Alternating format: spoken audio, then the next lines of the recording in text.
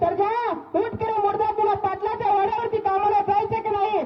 सर्जा कसा बसा उठतो, तोंड धुतो आणि पाटलाच्या वाड्यावरती कामाला निघून जातो.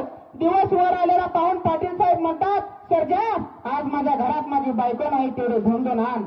सर्जा म्हणतो, पाटील साहेब पैसे देता म्हणून काय घरातले धुंद द्यायला होता, ते जमणार नाही. पाटील साहेब म्हणतात, सर्जा उद्यापासून तू माझ्या वाड्यावरती कामाला यायचं नाही. सर्जा म्हणतो, पाटील साहेब पैसे मिळाले नाही तर चालेल, पण मी माझा स्वभाव घाण ठेवणार नाही. सर्जा तडा तडा घरी जातो. सर्जाचा लालवंद झालेला चेहरा पाहून सर्जाची आई सर्जाला विचारते, सर्जा काय झालं रे? सर्जा वाड्यावर घडलेली सर्व हकीकत त्याच्या आईला सांगतो. आई सुद्धा मायेने उरा शिकवतात आणि जेवायला वाढते. दोन घास तोंडामध्ये घालतात, बाहेर पी पी पी पी आवाज येतो. सर्जाची आई सर्जाला म्हणते, सर्जा बघ रे बाहेर कोण आलं? पाहतात तर फौजदार साहेबांची गाडी. या फौजदार साहेब काय काम काढलं आमच्याकडे? आपल्या स्वागतासाठी दोन्ही ताटे तयार आहेत. फौजदार साहेबांनी घरामध्ये प्रवेश करतात. दोन्ही फुटाने दोन्ही ताटे उडवून टाकले आणि सर्जाच्या काळाची बंदूक धरले आणि सर्जाच्या काळाची बंदूक धरत फौजदार साहेब म्हणतात, सर्जा सांग सर्जा खऱ्या अर्थाने सांग, कुठं आहेत क्रांतिकारक? नाहीतर तुझ्या डोक्याच्या चिंद्र्या होतील. त्याच वेळी सर्जाची आई म्हणते, फौजदार साहेब क्रांतिकारकाबद्दल माझ्या मुलाला काही माहित नाही. तेव्हा तीच बंदूक सर्जाच्या आईशी कानाशी धरली जाते आणि सर्जाच्या तोंडून वाक्य येतात, आईवरील उत्पत्ती आम्ही मुले कशाला? आईवरील उत्पत्ती आम्ही मुले कशाला? बंदीत भाव आम्ही फुले कशाला?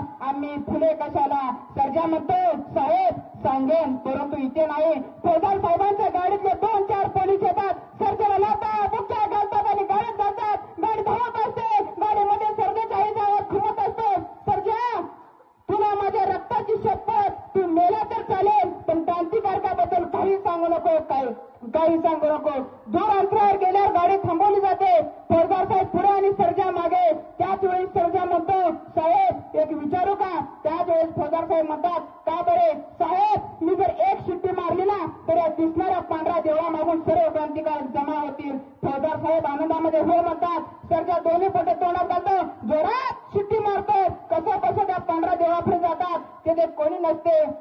फौजदार साहेबांची तळ पायाच्या मस्तकडे जाते. सर्जाच्या कानाशी बंद करून फौजदार साहेब म्हणतात, सर्जा सांग रे कशाला मरतो फुकट? तेही खऱ्या अर्थानं सांग, कुठं आहेत क्रांतिकारक? नाहीतर तुझ्या डोक्याच्या चिंद्र्या होतील. त्याच वेळेस सर्जा म्हणतो, साहेब मी जी शिट्टी मारली ना ते इथे असणारे क्रांतिकारक दूर जावे म्हणून शिट्टी मारली होती. फौजदार साहेबांची तळ पायाच्या मस्तकडे जाते. सर्जाच्या कानाशी बंद करून फौजदार साहेब म्हणतात, सर्जा खऱ्या अर्थाने सांग, कुठं आहेत क्रांतिकारक? नाहीतर तुझ्या डोक्याच्या चिंद्र्या होतील. त्याच वेळेस सर्जा म्हणतो, साहेब मी तुमच्यासारखा भाकरीच्या तुकड्यावर जगणारा कुत्रा नाही. तेव्हा पहिली गोळी सर्जाच्या छातीत घुसते आणि सर्जाच्या तोंडून वाक्य येतात, खरं गाई तुझ्या रक्ताची शपथ, क्रांतिकारकाबद्दल मी काही सांगितलं नाही.